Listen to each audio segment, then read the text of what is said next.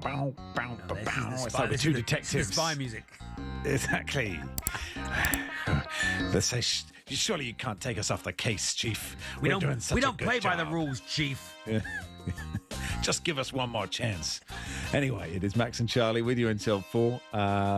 So Burnley Manchester United live on talkSPORT tonight, 8:15 kickoff. Heard there Max saying Ole Gunnar Solskjaer looks like he's coming back. Darren Fletcher in the dugout tonight for that game. Let's have a listen to some of his press conference from yesterday.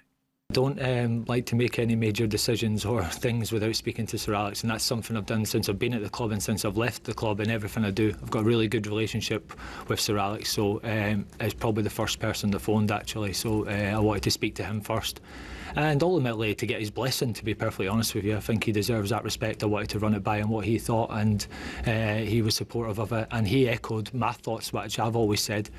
It's your job to do the best for Manchester United. When you're an employee of the club, it's your job to do your best for Manchester United. And it's something that, it's amazing when he says something that I try and live and believe every day. So it was comforting for me for him to say that. All big decisions does feel like we're taking. I'm thinking about, should I have a third child? I'll ring Sir Alex. You know, I mean, I'm doing the big shop. Depends at what point in that decision you ring him. I don't think he'd want to take the call at every single time. Hang on. Anyway, let's talk to Noradine Chowdhury at Bearded Genius on social media. Author, broadcaster, host of The Good Days Are Coming, a Manchester United podcast. Hey, Noz, welcome. Hello, Noz. How you doing? Yeah, I'm all right, thank you. Very good. I see you, and The Good Days Are Coming with you, Justin Morehouse, and the other Jim White. What do you think about Solskjaer coming back? As you know, in your Good Days Are Coming sort of schedule, where's that? I think, I mean, we might as well just sort of rewind and sort of like have a repeat of all the conversations we were having back then, because it feels like we will have Solskjaer for a while, and then we'll have Ragnick, and then we'll have Ten Hag, and we'll just go around the Rolodex again and again. So it's a bit of a strange one. But I mean, I'm not entirely surprised, because seeing as Ratcliffe seems to be slightly obsessed with the Overlap podcast, Solskjaer is the one guest that's been on there twice. So maybe that's where it's come from. That's what it is. Yeah. I mean, all that looking back, I look back at all the Man United managers that have been in since Sir Alex the other day, and David Moyes, the first one out the traps. And you do look at it and go, should have just stuck. Should have just stuck there. That seems to be that was the answer. You got the answer right first time round. I don't think he was playing great, but I think he came fifth, I think, in his first season. Which I know was not the Man United way at the time, but now feels like very much the Man United way. And I don't know if the idea was that you have David Moyes in for a bit, and then you have this sort of pipeline of other managers who go out and learn their trade, your Nevilles, your Rooneys, your Scholes, elsewhere, and come back in and work under Moyes. I don't know if that was always the way, but Moyes seemed to be the answer in a long-winded way.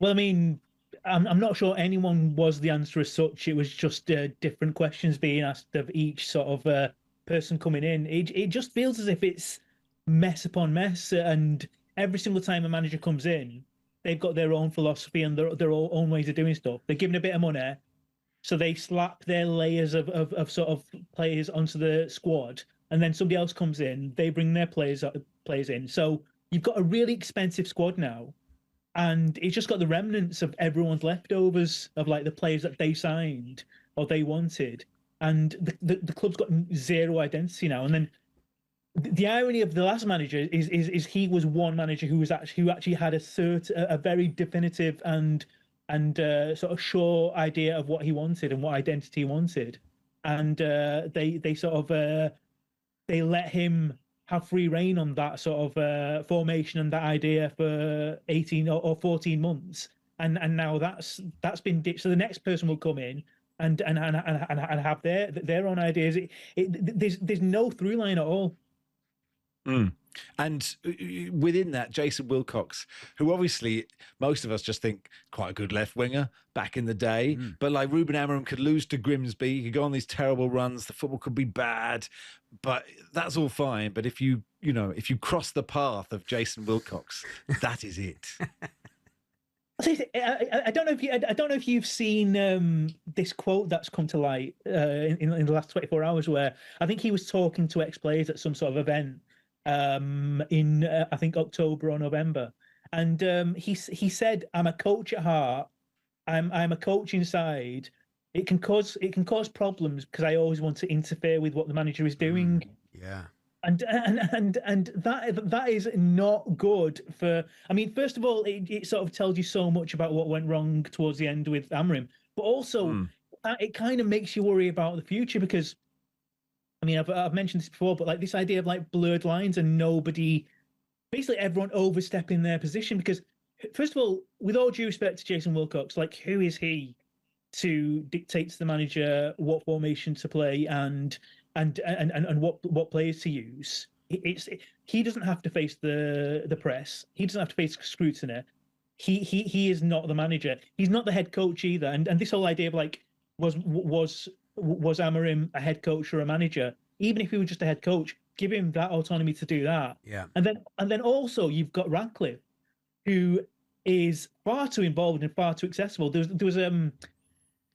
was a piece in the Atlantic where in the Athletic where basically Lisandro Martinez is going up to Ratcliffe and trying to sell the idea of Emi Martinez coming to United, and it's like, why are those two chatting about transfers? Yeah. And why is presumably Ratcliffe so enamored by Gary Neville and Gary Neville's podcast and sort of referring to that when it comes to Amorim? It's everyone just needs to sort of like have their own sort of territory defined, and then you can go forward, and then it's clear who's doing what. Because now you've got a situation, you're either going to get a patsy who's in the position and is essentially just a puppet for Wilcox and co, or you want a high prestige, high sort of like caliber manager, and they're not going to stand for anyone telling them how to do their job. Yeah.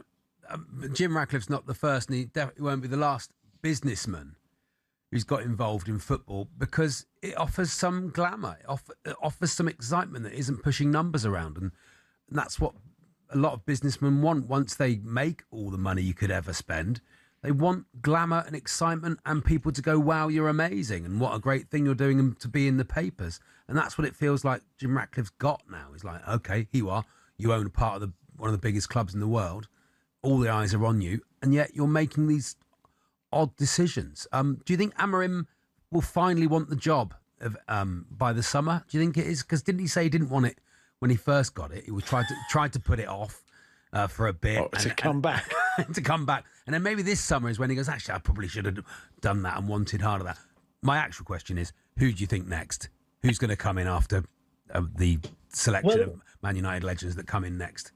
Well, there's been a lot of sort of talk, good and bad, of the possibility of someone like Solskjaer coming in, doing what he did last time, of like having a run of good games, perhaps even qualifying for Europe or the Champions League, and therefore them deciding that they keep him on. I can't believe, and again, this is famous last words, I can't believe they'd be that stupid as to think that is the answer. And of all the possible candidates in all the world, Ole Gunnar Solskjaer is the most qualified to do that. So I'd hope that's not the case. I just think it's such a, I don't know about you two, but I actually think the managerial sort of like market out there is really thin. There's no obvious options out there. There's not an obvious Klopp or an obvious Klopp, Guardiola or someone like that. There is Klopp. Klopp is an obvious Why Klopp. not? Yeah, True. But I suppose the question is, Noz, is there somebody good enough who would actually want to go and do it? Why would you go? It's the only thing United have got at the moment is the reputation. Is this idea of they are Manchester United and 4:30 Man United Brighton in the FA Cup third round. The following Saturday, the Manchester Derby live on Talks. What is this?